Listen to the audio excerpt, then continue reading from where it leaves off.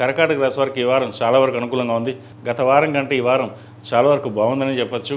జన్మరాశిలో గురువు ఉన్నారు. షష్టమ భాగ్యాధిపతి అయిన గురువు జన్మరాశిలో ఉన్నారు. సప్తమ అష్టమాధిపతి అయిన శని భాగ్యంలో వీరికి బలంగా ఉన్నారు.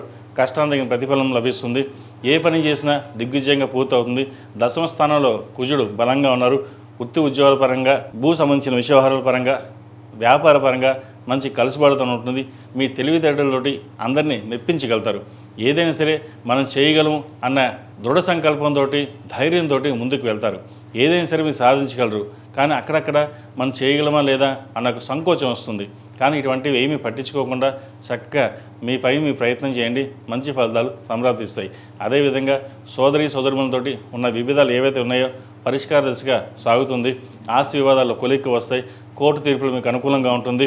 గడిచిన కొన్ని వారాల కంటే ఇప్పటి నుంచి కొంతవరకు బాగుంది, ధనాదాయం బాగుంటుంది అన్న ఒక ఆశ ఏర్పడుతుంది. జన్మరాశిలో గురువు బలంగా ఉన్నారు, ఉచ్చబడి ఉన్నారు.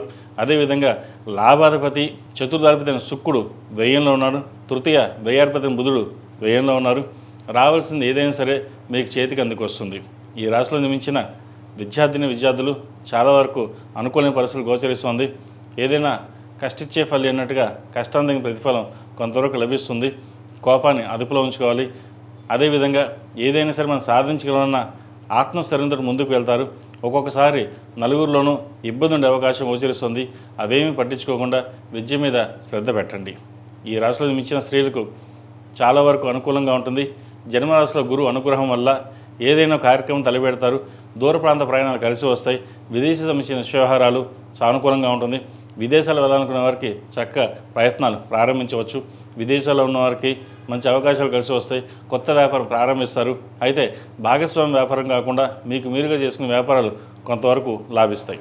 అదేవిధంగా సాఫ్ట్వేర్ రంగం, రియల్ ఎస్టేట్ రంగంలో ఉన్న వారికి, చిరుస్థాయి వ్యాపారస్తులకు, చిరుధాన్య వ్యాపారస్తులకు, ఆకుకూర వ్యాపారస్తులకు, హోమ్ ఫుడ్ వ్యాపారస్తులకు, హోటల్ మేనేజ్మెంట్, ఫార్మా రంగాల వారికి, ఈ రంగాల వారికి చాలా వరకు అనుకూలంగా ఉంటుంది. కష్టానికి తగిన ప్రతిఫలం ఈ వారం తప్పకుండా వీరికి కొంతవరకు లభిస్తుంది. ఈ రాశివారు ప్రతిరోజు ప్రతినిత్యం ఓం నమో నారాయణ ఒత్తులతోటి, అదేవిధంగా అరటి నారు ఒత్తులతో కలిపి దీపారాధన చేయండి. ఏదైనా ఒక చిన్న సమస్య వస్తే అది భయపడి పారిపోకుండా నిలబడగలం, చేయగలం అన్న కాన్ఫిడెన్స్ మీకు ఏర్పడుతుంది. అదేవిధంగా చతుర్ముఖి రుద్రాక్ష మెల్ల వేసుకోవడం చెప్పదగినది. ఆడవారు సౌర కంకణం కానీ, ఇంద్రాణి రూపు కానీ మెల్ల వేసుకోండి. మంచి ఫలితాలు సంప్రాప్తిస్తాయి. ఈ రాశిలో జన్మించిన వారికి కలిసి వచ్చే సంఖ్య 4, కలిసి వచ్చే రంగు లైట్ ఎల్లో. ఏదైనా పని మీద బయటికి వెళ్ళేప్పుడు సోమవారం కానీ శుక్రవారం వెళ్ళండి. ఈ పూజస్టోర్.in పసుపు కుంకుమ నుంచి దేవతా విగ్రహాల దాకా అన్ని రకాల పూజలు, వ్రతాలు, గృహప్రవేశం, హోమాది శుభకార్యాలకు కావాల్సిన పూజా సామాగ్రి అంతా ఒక్కొక్క క్లిక్ తోనే మీ ఇంటి వద్దనే పొందండి. ఈ పూజస్టోర్.in